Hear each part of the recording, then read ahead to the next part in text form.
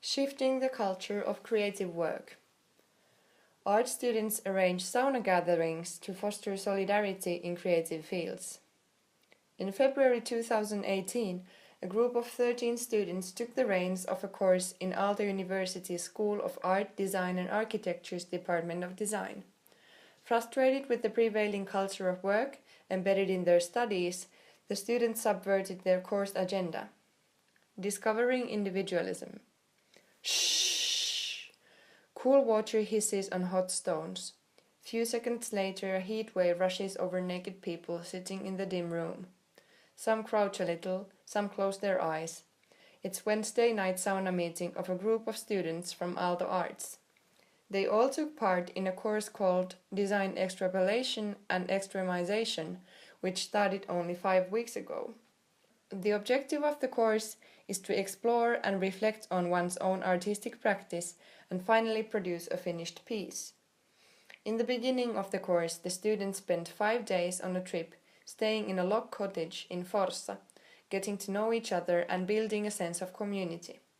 Returning to class highlighted the contrast between mentality during the trip and within the walls of Aalto. In Forssa, our daily routines were completely in sync with one another. We had breakfast together, worked together, and had sauna together. I felt really calm and relaxed, less stressed than usually when working all alone, one of the students says. Return from the trip got students questioning the working patterns and goals fostered in their curriculum. Everyone was reminiscing the trip and the sense of community that emerged, especially through going to sauna together every night. One of us asked, originally kidding, why wouldn't we just build a sauna together in this course instead of initiating our own projects? What was stated as a joke became a thesis of the group. A day scheduled for PowerPoint presentations turned into an extensive and even heated discussion about student autonomy and collectivity in Aalto. I hadn't witnessed a movement like this before during my career, says the teacher of the course, Marja Vuorela, a professor of applied art. It felt like something that had been building for a long time burst out. Vuorela describes the moment students started to resist what was expected of them as a breakdown of hierarchy. It was a challenge for me too as a pedagogue to evaluate whether to allow this freedom to restructure a course or not. But I sensed such a great power in this group that in the end I had no other option than to step aside and become an observer. Having discovered the potential of sauna as a community building tool, the students initiated sauna meetings, where experiences of collective and solitary work, worries and dreams were shared. We soon realized that self-organizing to actually build a sauna would turn out to be a project exceeding this 7-week time frame. Deciding to invest on instituting a non-hierarchical culture of support and care by starting to listen and trust each other is taking a lot of our energy. Thus this time, originally allocated for individual reflection and exploration, was now dedicated for an exploration of collective work and meditating on arrangements that would foster peer support among art and design students. Future of work. Most of the students are approaching the end of their master's degree studies. As we're warming down in the dressing room, many of them talk about anxiety of entering working life, characterized by competition, self-promotion, and uncertainty of employment. The topic of the course was labor. Thus we started to observe our own labor, the existing structures of work, what kind of practices they afford, and how we feel about them. Rest of the group is nodding agreeingly. In a competitive culture, every individual is constantly in the risk of missing out on a chance of employment. Jobs, if there are some, they say, are in conflict with one's values. Trying to change one's practices and working culture alone puts one into even more precarious position because of the risk of dropping out from maybe unjust but established networks and make one a cultural outcast. The students wanted to start to create support structures based on collectivity while still being in the shelters of an institution. We are schooled into a certain culture of work already during our studies, but we rarely reflect on it. We would like the university that initially brings us together to function as a place for developing and exercising a socially, economically, and emotionally sustainable working culture. And for us, sauna has proved to be an essential part of that. In line with the topic of the course, inspiration for community building was taken from workers' movements. In Finland, factories are equipped with a sauna by default, and day's shift ends in bathing. There are strong connotations between factory saunas and workers' unions, as bathing together is a unique social situation where stories and experiences are shared openly. We experienced this proximity during our trip to Forsa, and were startled by why this is the first course where we are actually encouraged to form a community. Reflections on our working experiences and patterns revealed a lack of professional peer support. If factory workers' unions were built like this, why wouldn't artists and designers' unions be too? Not a startup sauna. Social design, participation, and co-creation have gained ground in design in the 21st century. There is even a whole master's program for collaborative design in Aalto University's Department of Design.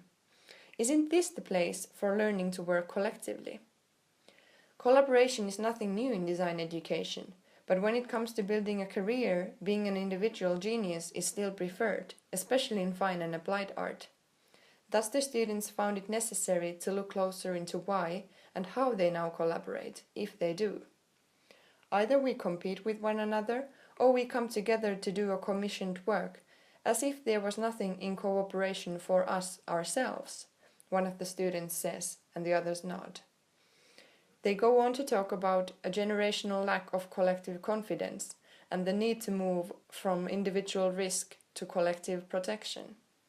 Even if we didn't make collective projects, we should really count on each other, have each other's back.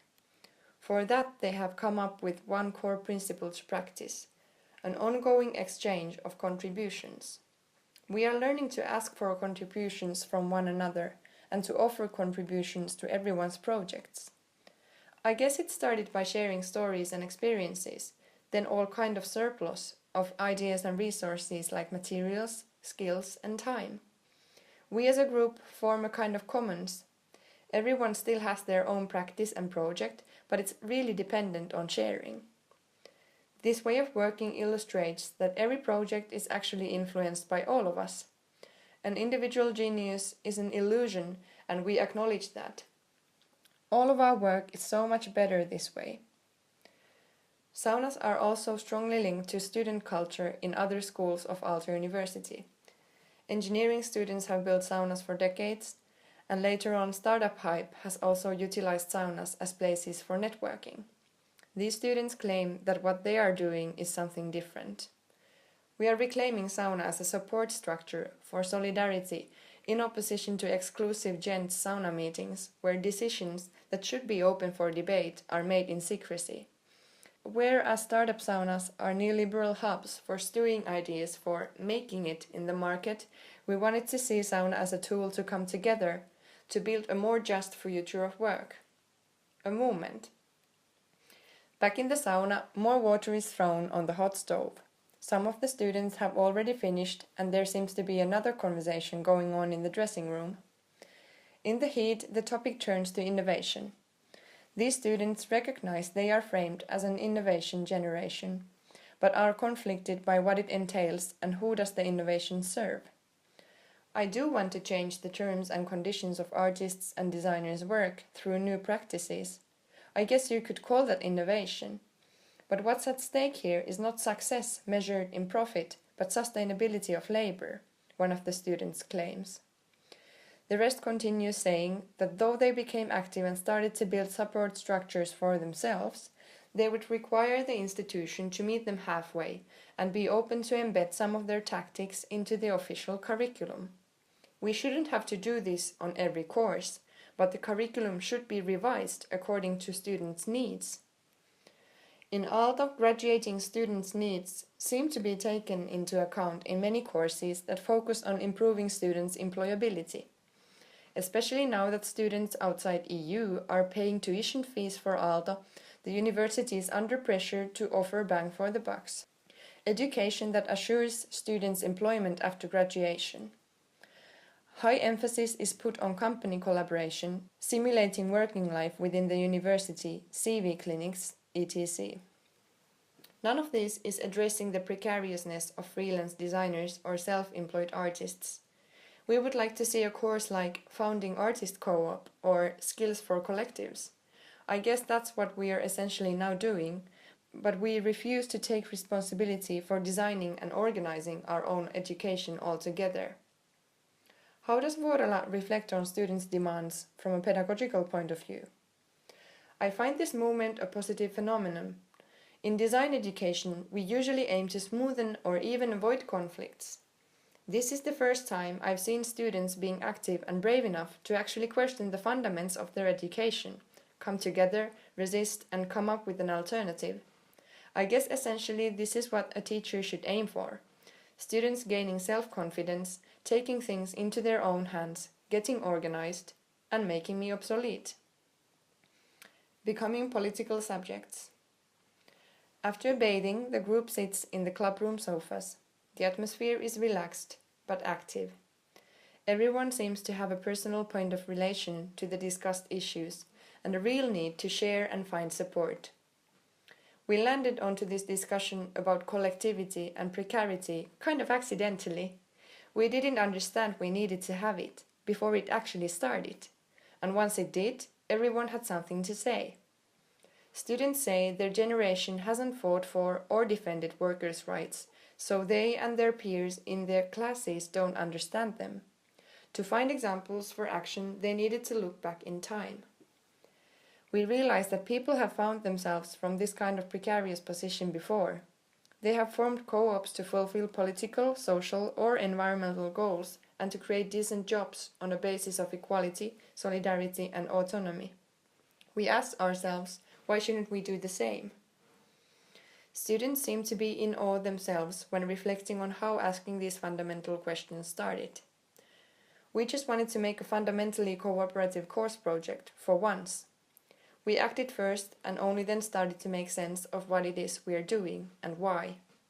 Things just unraveled, and now it sounds like we're actually restructuring our own profession. How would they advise others to start exploring a similar kind of avenue? It is really important to realize what's preventing practices from changing. Everyone is so busy and stressed most of the time that asking for someone's commitment is really difficult. We don't have models for sharing resources or building commons. So in the beginning, trying out new practices like investing on spending time together is just extra work for an already overworked student or creative worker. In our case, we were all wary of these threats and collectively prioritized meeting each other. Of course, going to sauna is also a great motivator. In addition, they list a few core principles for teamwork. Exercising consensus decision-making, knowing facilitation techniques, and having mechanisms for addressing problems. This all sounds really fancy and formal. Practically, we have realized that though we learn problem-solving in our design education, our skills in handling conflicts are not on the same level. Things don't always go smoothly with this many people, so it's essential to be able to address internal issues as well. We're just learning all of this in our sauna interactions, they laugh. This group of 13 students decided to remain anonymous in order to exemplify everyone's potential to come together instead of rendering themselves as exceptional. They want to encourage their peers to re-evaluate the correspondence of their course agendas, professional practices, and personal needs, and take action to create new ones if needed.